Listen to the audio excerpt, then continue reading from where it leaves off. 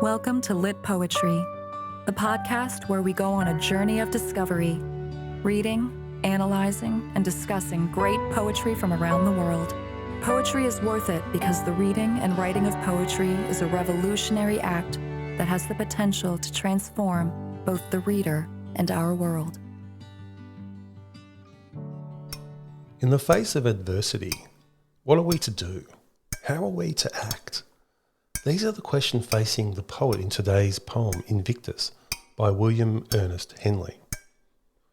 This poem was of central importance to Nelson Mandela, who was imprisoned in South Africa during the time of apartheid.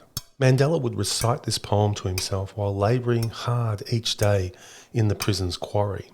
This poem for him was a way of holding onto hope and resisting the oppressive forces that had gathered around him. So let's listen to the poem, shall we? One rich in history indeed.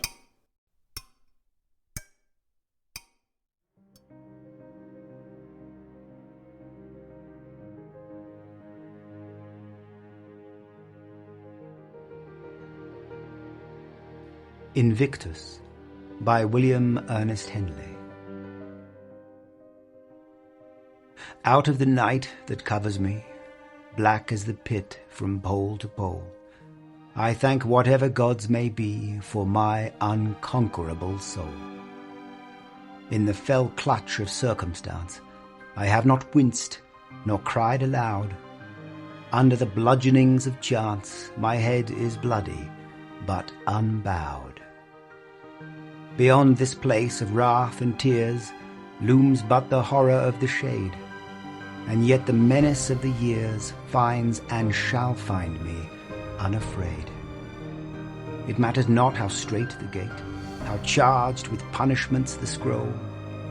I am the master of my fate. I am the captain of my soul.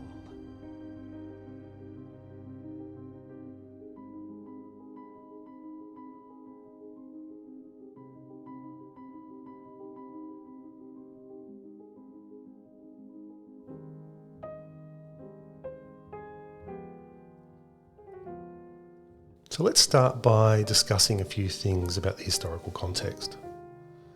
Henley's literary contributions emerged during a period when writers grappled with the challenge of finding personal meaning in a world where the existence of God was uncertain. Following the publication of In Hospital, the collection that features Invictus, Henley went on to establish a long and influential literary career in London.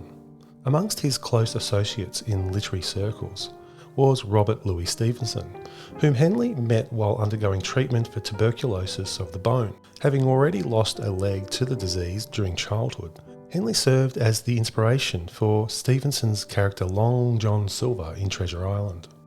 The values championed by the literary community influenced by Henley are evident in both Treasure Island and Invictus. These works celebrate life, adventure, and the resilient human spirit, addressing suffering without allowing it to serve as a reason to disengage from life. Henley and his peers positioned themselves against the decadence of other writers.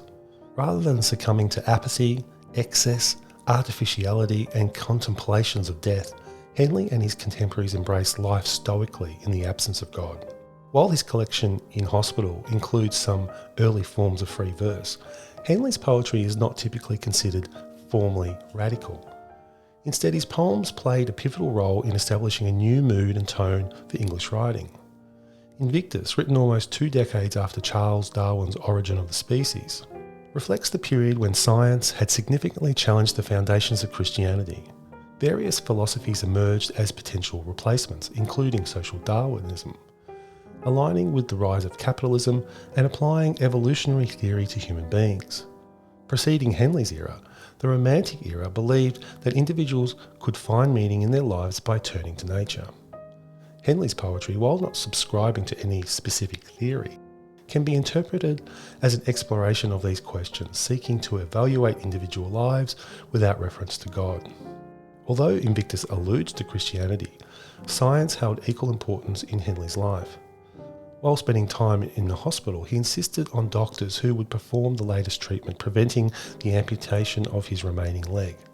This shows Henley's engagement with the major focus of his time, religion, science, and the individual.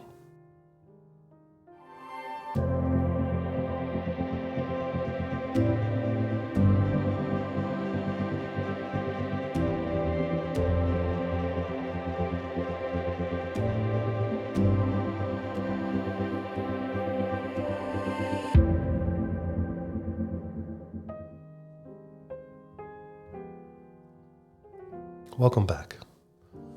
So at the centre of the poem Invictus is a question about what humans should do in the face of hardship and adversity. Invictus primarily conveys a message of resilience in the face of adversity, highlighting the courage to embrace life and reject despair. The poem not only celebrates the speaker's present bravery, but also serves as a comforting assurance for future challenges, ultimately asserting the limitless strength of the human spirit. The repetitive structure of the poem underscores the recurring nature of adversity and the unwavering nature of inner strength. Each stanza begins with a depiction of hardship and concludes with a reaffirmation of emotional fortitude. For instance, the initial stanza starts with the speaker emerging out of the darkness of suffering and ends with a declaration of the speaker's unconquerable soul. This emphasises that the speaker's resilience remains untouched by life's difficulties. The following stanza adopts a similar pattern, using physical bludgeoning as a metaphor for life's unpredictable challenges. Despite being bloodied, the speaker confronts these difficulties head-on without yielding. The third and fourth stanzas project into the future, acknowledging potential challenges beyond this place, yet reaffirming the speaker's fearlessness and self-possession as the master of my fate. The poem not only emphasises personal strength, but also refrains from complaining about life's seemingly relentless adversities. Despite facing numerous challenges, the speaker has not winced or cried aloud. Instead of wallowing in sorrow, the poem communicates the speaker's philosophy to inspire and motivate. This assertiveness is particularly evident in the last two lines, where the speaker assumes the authority of master and captain, evoking military valour associated with the title Invictus, meaning unconquerable. The poem acts as a rallying call, inspiring the speaker rather than lamenting life's difficulties. While the poem proudly addresses past and present trauma and difficulties, it also declares an enduring philosophy of courage for the future. The consistent use of the present tense affirms the vitality and presence of the speaker, who refuses to give up on life. Despite acknowledging the inevitability of future challenges, the poem asserts courage against the menace of the years. In the third stanza, the use of the future tense indicates the speaker's power over the future, stating that the years shall find me unafraid. This singular use of a non-present tense emphasises that the speaker's strength will not diminish over time. Finally, in the fourth stanza, the poem concludes with the final I am, reinforcing the speaker's unwavering resolve. By repeatedly affirming resilience, the speaker remains unshaken by past and future problems or adversities, recognising that inner courage serves as a constant fortification against those troubles.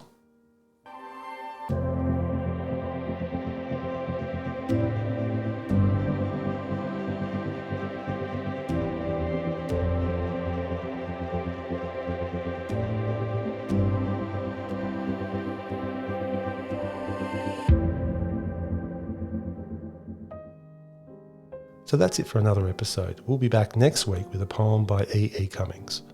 We'll finish by listening one last time to the poem. See you next week.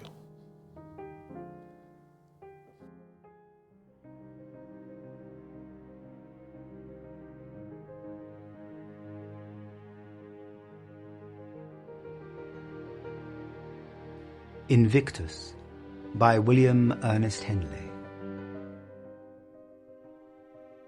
Out of the night that covers me, black as the pit from pole to pole, I thank whatever gods may be for my unconquerable soul.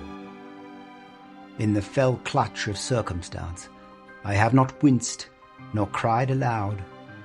Under the bludgeonings of chance, my head is bloody, but unbowed. Beyond this place of wrath and tears looms but the horror of the shade, and yet the menace of the years finds and shall find me unafraid. It matters not how strait the gate, how charged with punishments the scroll. I am the master of my fate. I am the captain of my soul.